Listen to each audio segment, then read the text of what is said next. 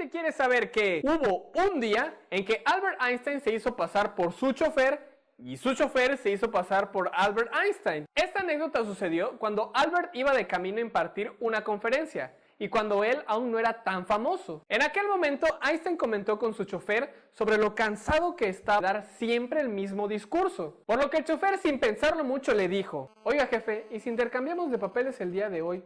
Usted me da su ropa, yo le doy la mía y yo doy la conferencia que tiene programada para hoy. ¿Cómo ve? A lo que Einstein respondió: sí, ¿por qué no? El chofer formaba parte habitual de la audiencia durante las conferencias de Albert, por lo que este no dudó en asegurar que él podría repetir su conferencia después de haberla oído tantas y tantas veces. Cuando al final de la conferencia una persona del público le preguntó algo que no estaba tan preparado para contestar, el chofer simplemente le dijo: la pregunta que me hace es tan sencilla que dejaré que mi chofer que está allá atrás la conteste. Simulado, pero real.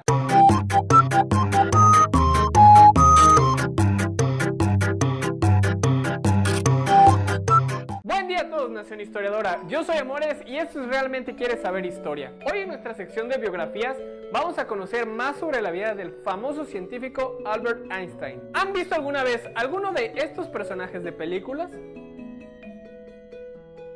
¿O a este otro en un programa de televisión? ¿O esta ecuación en algún lado? ¿O a este gesto rockero como de los 80s?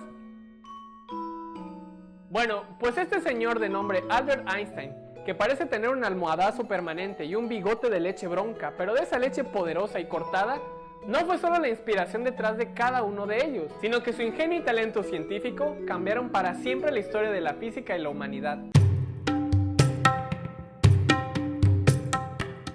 14 de marzo de 1879 fue la fecha en que vio la luz un bebé de cabeza deforme y gorda.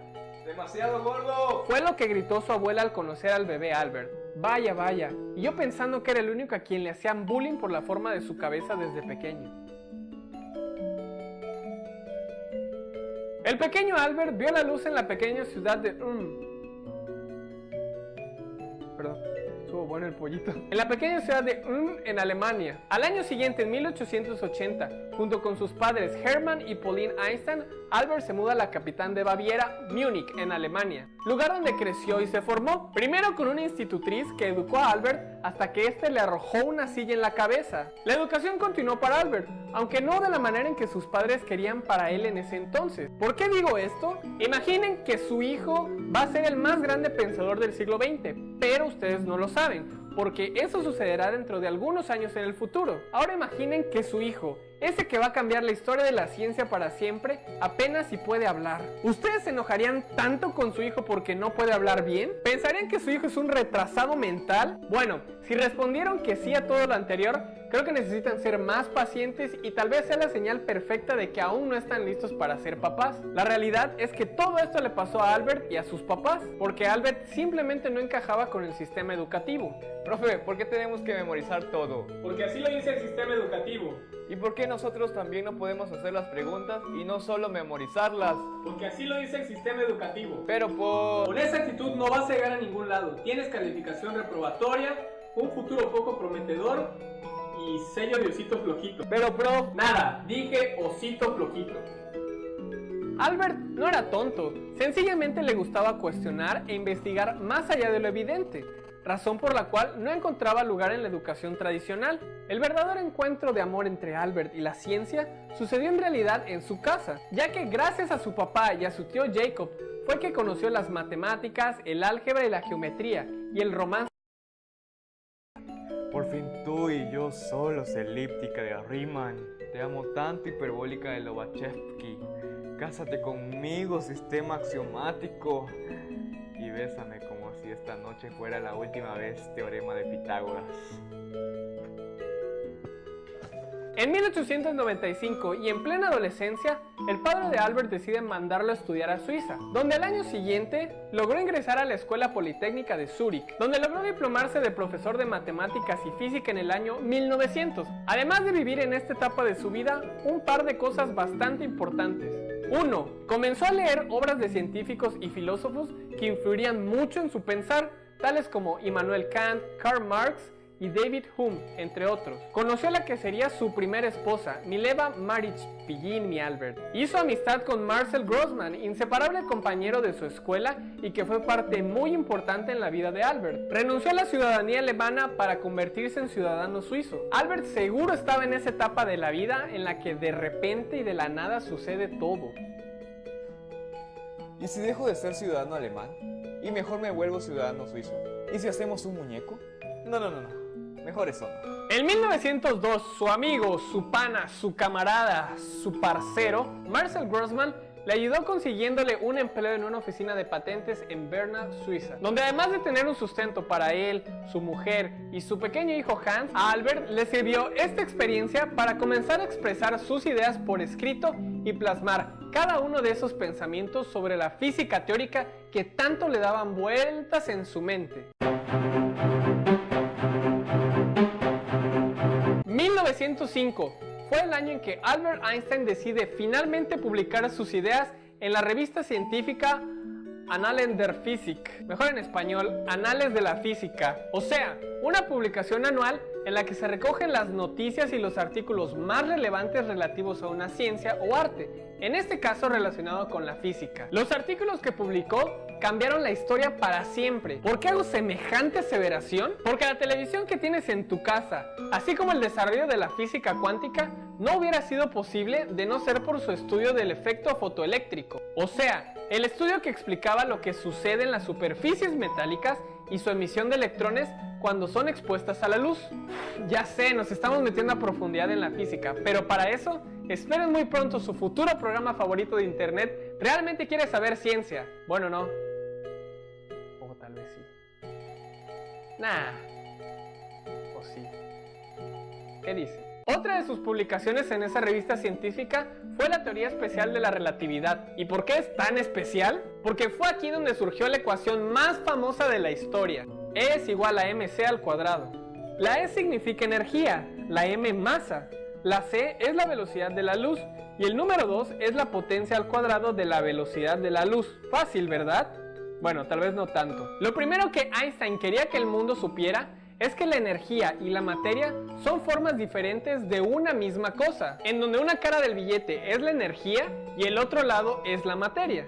Antes que Albert dijera esto, la energía y la materia se consideraban cosas totalmente diferentes. Se preguntarán, ¿por qué dije c en lugar de b cuando hablé de la velocidad de la luz? Simple, c significa constante, la constante de la velocidad de la luz. ¿Qué significa esto? Ahí les voy. Supongan que lanzan su tarea a 10 km por hora en un cuarto.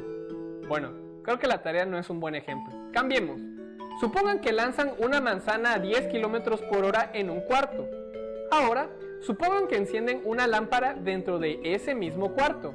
La manzana viaja a una velocidad de 10 km por hora y la luz de la lámpara a 300.000 km por segundo.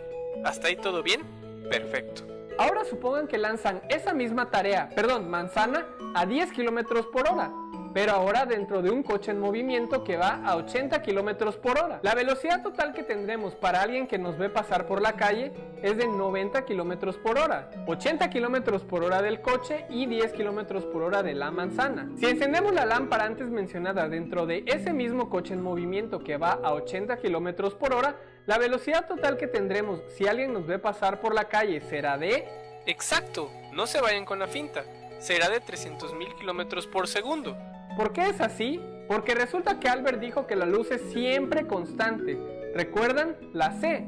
Siempre es igual, en cualquier lugar del universo que esté al vacío. Es decir, la luz no es relativa como la masa. ¿Qué hubo? ¿Cómo les quedó el ojo? Como consecuencia de esta conclusión de Einstein en aquellos tiempos, la fórmula de Albert planteó entonces la idea de que se puede obtener mucha, pero muchísima energía de cualquier materia o cosa, si es que pudiéramos transformarla en energía. Por ejemplo, de esta manzana, ya que podemos obtener suficiente energía como para iluminar todo Centroamérica un día o mover un avión alrededor del mundo durante varias vueltas. ¡Wow! A partir de aquel momento, la vida de Albert solo fue en ascenso. Se convirtió en profesor en el Politécnico de Zúrich, la Universidad de Berlín, a la par que trabajaba en su más famosa obra, El pensamiento más feliz de mi vida, o mejor conocido como la teoría general de la relatividad, la cual hablaba sobre los hoyos negros y su fuerza gravitatoria, así como de lo relativo que es la gravedad al igual que el tiempo. Esta obra fue la que le dio fama y reconocimiento mundial.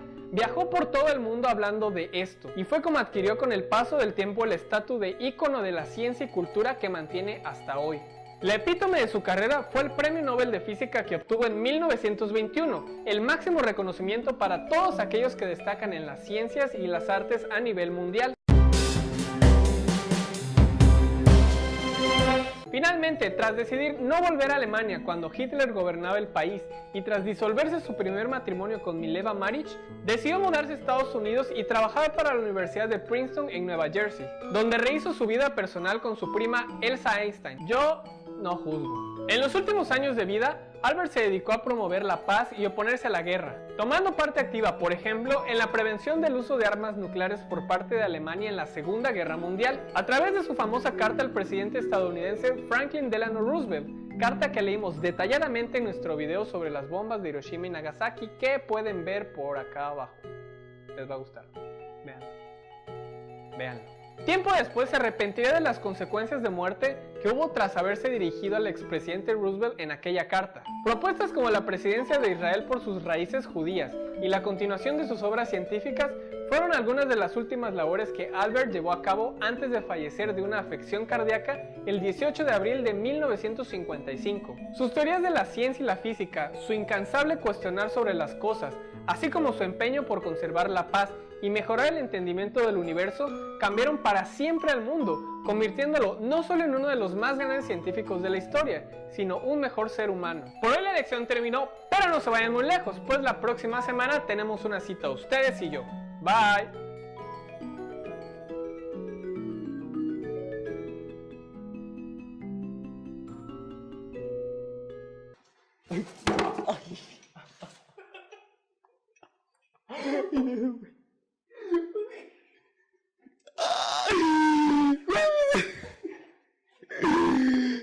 ¿Cómo se hizo?